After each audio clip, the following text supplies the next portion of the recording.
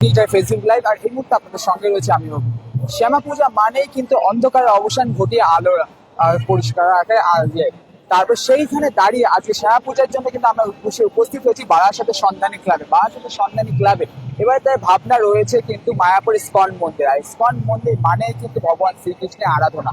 আর তারও কিন্তু অন্যথা এবারও নয়, তারা কিন্তু শ্রীকৃষ্ণের আরাধনায় তারা কিন্তু গান বাজনা থেকে শুরু করে শ্রীকৃষ্ণের যে প্রতিমা সমস্ত কিছু কিন্তু তার ছাপ রেখেছে ইস্কন মন্দিরে। আর এই 65তম বর্ষে পদার্পণ করার পরে যে সন্তানী ক্লাবে তাই যে ইস্কন মন্দির ভাবনা সেটা কিন্তু যথেষ্টই চোখে পড়ছে এবং মানুষও কিন্তু যথেষ্ট আকর্ষণ করছে। সাধারণ মানুষ কিন্তু যথেষ্ট আকর্ষণ করে তারা কিন্তু দেখতে পাচ্ছে, দেখা যাচ্ছে যে প্রচুর মানুষ বহু দূর দূরান্ত থেকে মানুষ কিন্তু আসছে এবং তারা কিন্তু আকর্ষণ বাড়াচ্ছে এই সন্তানী ক্লাবের পুজো। কারণ প্রতি বছর নেই এবছর তারা যথেষ্ট যে আকর্ষণ করেছে মানুষকে এবং ক্লাব কর্তৃপক্ষ থেকে জানা গেছে যে এবার কিন্তু যে সন্তানী ক্লাবের যে পুজো সেই ক্লাবও কিন্তু যথেষ্ট তাদের যে ভিড় আগের বাড়ির তুলনায় এবারও কিন্তু ছাড়িয়ে যাবে তেমনটা কিন্তু জানা গেছে। আর আমার ক্যামেরা পার্সোনালিটি দেখিয়ে দেওয়ার জন্য ইতিমধ্যেই যে বহু মানুষই কিন্তু বহু দূর দূরান্ত থেকে তারা কিন্তু এসে উপস্থিত হয়েছে। তারা ইতিমধ্যেই কিন্তু বহু মানুষেরা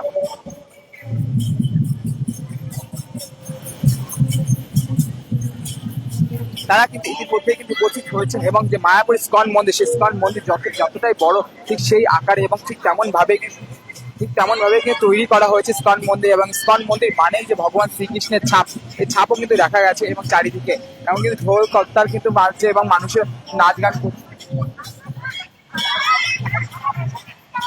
এবং ভগবান শ্রীকৃষ্ণের আরাধনা কিন্তু এখানে করা হচ্ছে এবং তেমনটাই দেখা যাচ্ছে মানুষ কিন্তু নাচ গান সমস্ত কিছুই করছেন কিন্তু এবং শ্রীকৃষ্ণের আরাধনাও চলছে এখানে, সেই দৃশ্য কিন্তু দেখা যাচ্ছে চারিদিকে। এবং ভগবান শ্রীকৃষ্ণের আরাধনার জন্য ভগবান শ্রী জগন্নাথ দেব থেকে সেই শ্রীকৃষ্ণ ইস্কন মন্দিরে যে সমস্ত ঠাকুর দেবতার বসবাস এবং সেইভাবে কিন্তু আরাধনা চলছে এখানে, সেই দৃশ্য তুলে হচ্ছে আপনাদের সামনে ইতিমধ্যেই।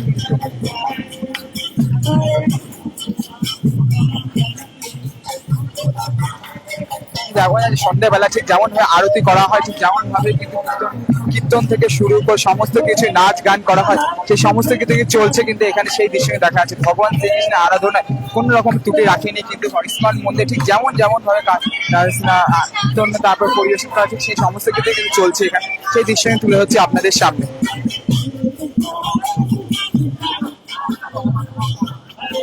আপনি যেমনটাই দেখতে পাচ্ছেন যে ইস্কন মন্দির প্যান্ডেল সেই প্যান্ডেলে যতটাই কিন্তু সাজসজ্জায় রাখা হয়েছে ঠিক তেমনই কিন্তু দেখা যাচ্ছে এখানে ভিড় থেকে মানুষকে শুরু করে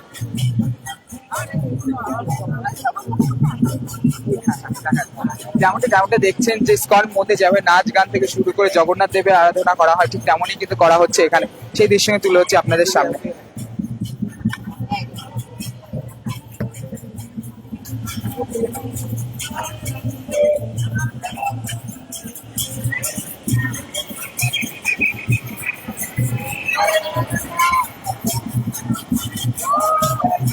ঠিক যেমনটাই দেখছেন যে ভিড় কিন্তু যথেষ্ট পরিমাণেই রয়েছে এবং সাধারণ মানুষের যে ভিড়ে আকর্ষণ এবার প্রতি বছর নেই এবছরে কিন্তু ততটাই বাড়াচ্ছে এবং তেমনটাই দেখা যাচ্ছে।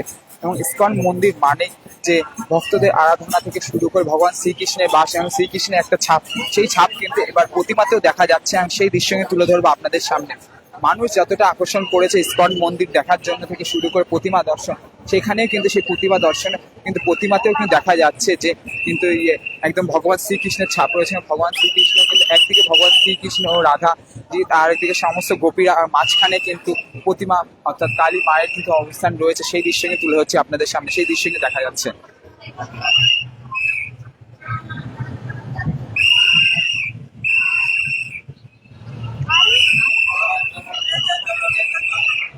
ঠিক যেমনটাই দেখতে পাচ্ছেন মাঝখানে কিন্তু শ্যামা মায়ের বাস ও অন্যদিকে মায়ের অবস্থান এবং অন্য দুপাশে কিন্তু একদিকে যেমন ভগবান শ্রীকৃষ্ণ আর ঠিক তার অপর দিকে কিন্তু সমস্ত গোপীরা রয়েছে অর্থাৎ পঞ্চতত্ত্ব, সেই পঞ্চতত্ত্ব কিন্তু সমস্ত সবাই আছে কিন্তু। এবং ঠিক যেমনটা ইস্কন মন্দিরে ঠিক যেমন ভাবে কিন্তু সমস্ত কিছু সাজিয়ে রাখা ঠিক সেমন ভাবে কিন্তু সাজিয়ে রাখা হয়েছে মায়ের প্রতিমাতে, সেই ইস্কন মন্দির ছাপও কিন্তু দেখা যাচ্ছে, সেই দৃশ্যকে তুলে হচ্ছে আপনাদের সামনে। ঠিক অপর দিকেই কিন্তু আরেকটি নিচে অর্থাৎ স্টেজের নিচেও কিন্তু একটি মায়ের মূর্তি রাখা হয়েছে যেখানে কিন্তু সম্পূর্ণভাবে পূজা অর্চনা করা হয়েছে এই মায়ের মূর্তিটির জন্য।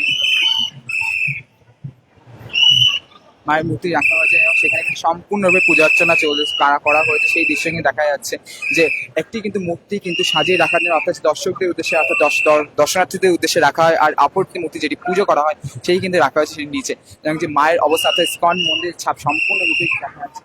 উপরে ইসকন মন্দিরের ভেতরে যে কারুকার্য থাকে ইসকন মন্দিরের ভেতরে, সেই কারুকার্য কিন্তু সম্পূর্ণরূপে কিন্তু এই প্যান্ডেলের ভেতরে রাখা হয়েছে। সেই দৃশ্য কিন্তু দেখা যাচ্ছে চারিদিকে, প্যান্ডেলেও কিন্তু তার ছাপ অন্যথা নয়, কিন্তু সেই দৃশ্য কিন্তু চারিদিকে লক্ষ্য করা যাচ্ছে।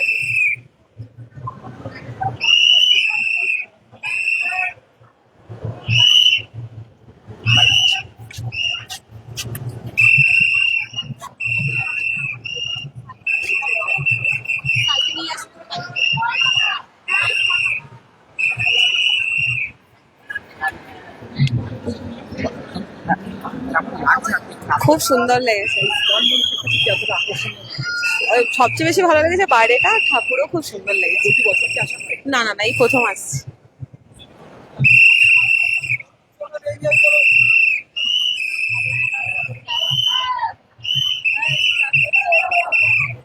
দিদি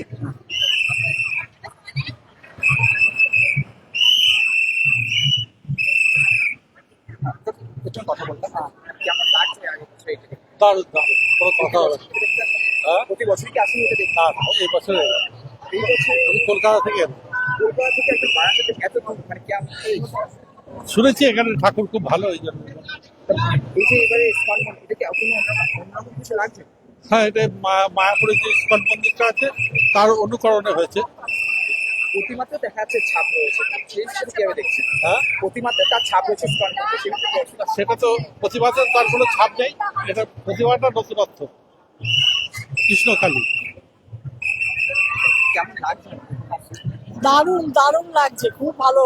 আমরা তো ইসকনের লাইভ মেম্বার মায়াপুরের, তা সেই হিসাবে মানে মানে অলমোস্ট মানে অল ওভার সবটাই খুব ভালো লাগছে, দারুণ, খুব সুন্দর।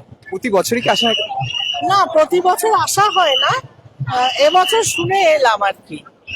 কত দূর থেকে আসেন? আমি কলকাতা কাশীপুর থেকে এসেছি। কলকাতা থেকে বারাসাত ঠাকুর দেখতে? হ্যাঁ হ্যাঁ, কলকাতা থেকে বারাসাত। জানি এখানে আরো অনেক আগে আসতাম আমি, তো বারাসাত মধ্যমগ্রামে ঠাকুর দেখতে আসতাম। তো এবারে শুনেছি, আমার এক দাদা আছেন, উনি মধ্যমগ্রাম থাকেন, ওনার সঙ্গেই এসছি আমি। ইসকন মন্দিরে কি সম্পূর্ণ ছাপ দেখতে পাচ্ছেন? হ্যাঁ, মানে বেশিটাই দেখছি, খুব ভালো লাগছে, দারুণ লাগছে। খুব সুন্দর।